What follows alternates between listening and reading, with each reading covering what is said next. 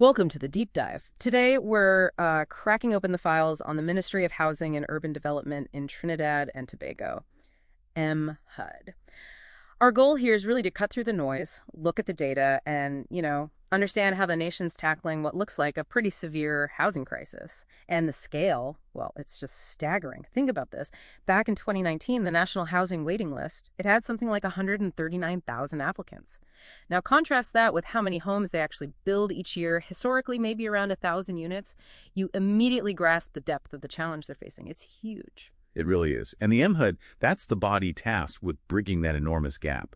Their mandate is, well, it's broad. They're not just setting policy. They also manage the execution side. So you've got the Housing Development Corporation, the HDC, doing mass construction. And then there's the Land Settlement Agency, the LSA, handling the incredibly complex job of regularizing tenure for squatters.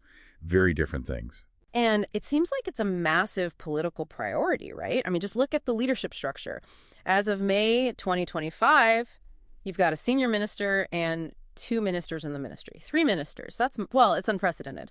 Is that signaling serious commitment or maybe just the sheer bureaucracy needed here? Probably a bit of both, honestly. But the complexity is undeniable. The whole portfolio, it really demands different kind of expertise. You've got the mass social housing aspect with HTC, then the tricky social and legal stuff with the LSA, and then you add in large-scale urban renewal projects under UDCOT. Just keeping those aligned needs serious coordination. So, yeah, maybe that political weight is just necessary to manage it all.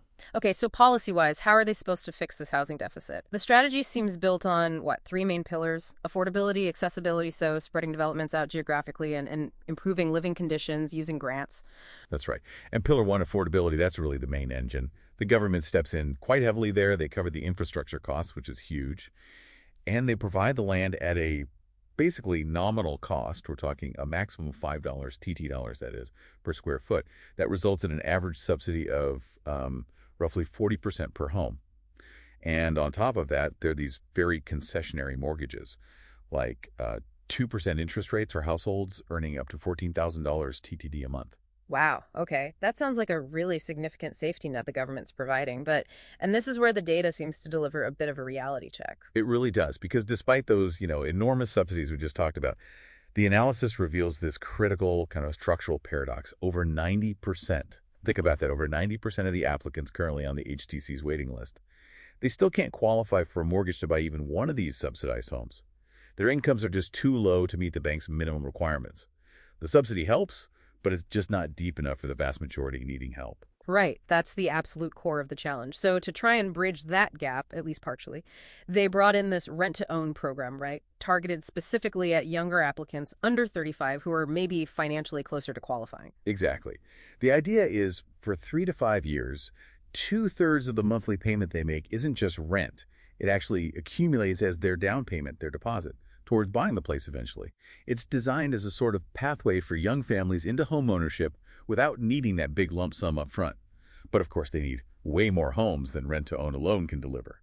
Which brings us to this new strategic goal: 30,000 homes. And achieving that goal involves a pretty major shift in strategy for the HDC, doesn't it? Now they're explicitly starting to build for and sell to middle and even high-income buyers, alongside their traditional low-income focus. That's the plan. It's a move towards commercialization.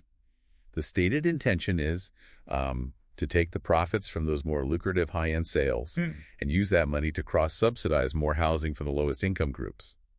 But, this immediately introduces a significant risk, what people call mission drift.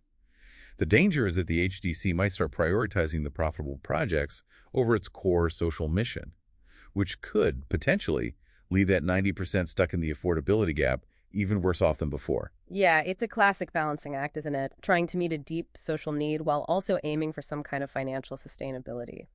Okay, finally, let's just touch on the operational side, because getting a house, the actual process, seems to cause a lot of public frustration. Oh, absolutely. The current allocation system, it relies on what they call an opaque, computerized, modified draw. For applicants, especially those who waited, 10 years or even more, it basically feels like a lottery. There's so much uncertainty, very little transparency about where you actually stand. And this raises a really important question, I think, which shifting to a clear, maybe needs-based point system Points for time weighted, number of dependents, income level. Would that perhaps manage expectations better? And more importantly, would it direct the limited housing resources more effectively to those who are genuinely the most vulnerable? It's something to consider. Definitely food for thought. Thank you for helping us navigate this really complex system today.